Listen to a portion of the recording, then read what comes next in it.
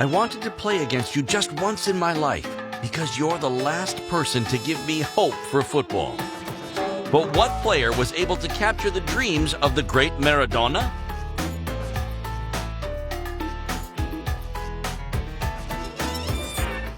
January 6th, 2001. The great Diego Maradona didn't know it yet, but he just absolutely made the day of one of the greatest football champions football has ever known. Ronaldinho.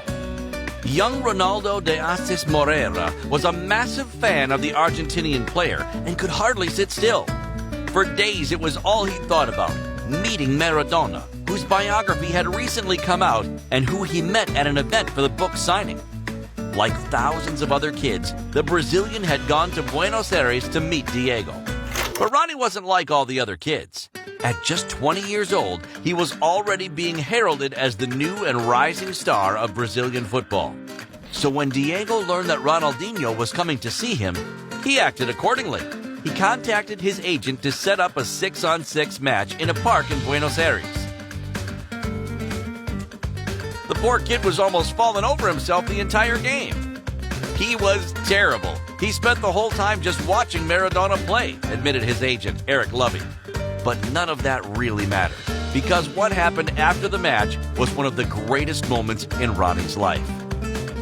As Ronnie stood there starstruck, Maradona handed him his biography with a special dedication and said these incredible words.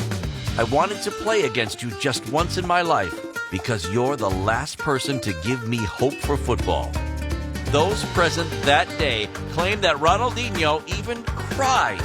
The 20-year-old kid was overcome by emotion, and for good reason. He'd worked hard to get where he was.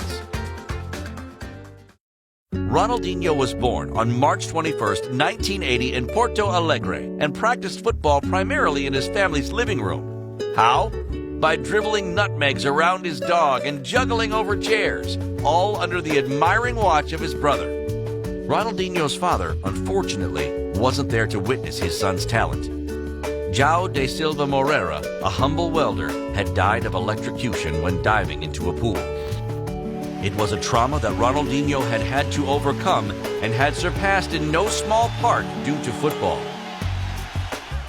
Still today, Ronnie is a force of nature and a joy to watch.